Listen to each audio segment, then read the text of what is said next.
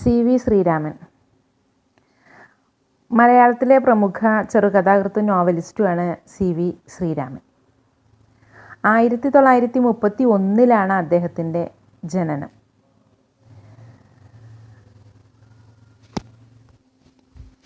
സിലോണിലായിരുന്നു അദ്ദേഹം പ്രാഥമിക വിദ്യാഭ്യാസവും ബാല്യകാലവും ചെലവഴിച്ചത്. തുടർന്ന് Kunnamkulam government high school, Thrissur Saint Joseph college, Mangalapuram Saint Aloysius college തുടങ്ങിയവയിലായി വിദ്യാഭ്യാസം പൂർത്തിയാക്കി. 7 വർഷം ആൻഡമാൻ നിക്കോബാർ ദ്വീപസമൂഹത്തിൽ കിഴക്കൻ ബംഗാൾ അഭയാർത്ഥികളെ കുടിയേറിപ്പാർപ്പിക്കുന്ന വകുപ്പിൽ ഉദ്യോഗസ്ഥനായിരുന്നു. തുടർന്ന് കേരളത്തിൽ അഭിഭാഷകനായി ജോലി ചെയ്തു. അതുകൊണ്ട് തന്നെ CV ശ്രീരാമൻ്റെ പല കഥകളും ശ്രീലങ്കയും കൊൽക്കത്തയും ആൻഡമാനും തമിഴ്നാടും പശ്ചാത്തലമായുള്ളതാണ്. പ്രവാസവും ഒറ്റപ്പെടലും അദ്ദേഹത്തിൻ്റെ കഥകളിലെ പ്രധാന വിഷയങ്ങളാണ്.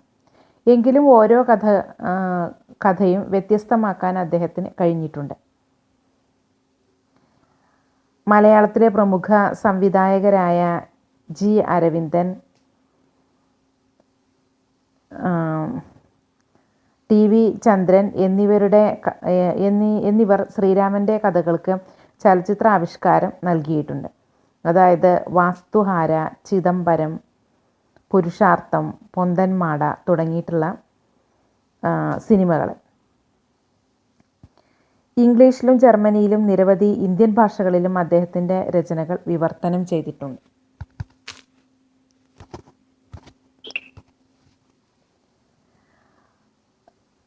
കമ്മ്യൂണിസ്റ്റ് പാർട്ടി അംഗമായിരുന്ന ശ്രീരാമൻ പാർട്ടി പിളർന്നപ്പോൾ CPIയിൽ അംഗമായി.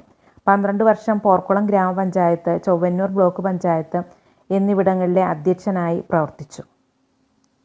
1988 മുതൽ കേരള സാഹിത്യ അക്കാദമി എക്സിക്യൂട്ടീവ് സമിതി അംഗവും വൈസ് പ്രസിഡൻറ്റുമായിരുന്നു.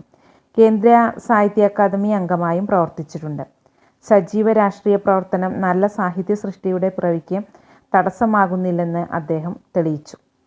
അദ്ദേഹത്തിൻ്റെ പ്രധാന കൃതികൾ വാസ്തുഹാര, ക്ഷുരസ്യധാര, ദുഃഖിതരുടെ ദുഃഖം, പുറം കാഴ്ചകൾ, ചിദംബരം, എൻഡോസി വലിയമ്മ, പുതുമയില്ലാത്തവരുടെ നഗരം, ചക്ഷുശ്രവണ ഗളസ്തമ, വെളുത്ത പക്ഷിയെ കാത്ത്, ശ്രീരാമൻ്റെ കഥകൾ, ഇഷ്ടദാനം തുടങ്ങിയവയാണ്.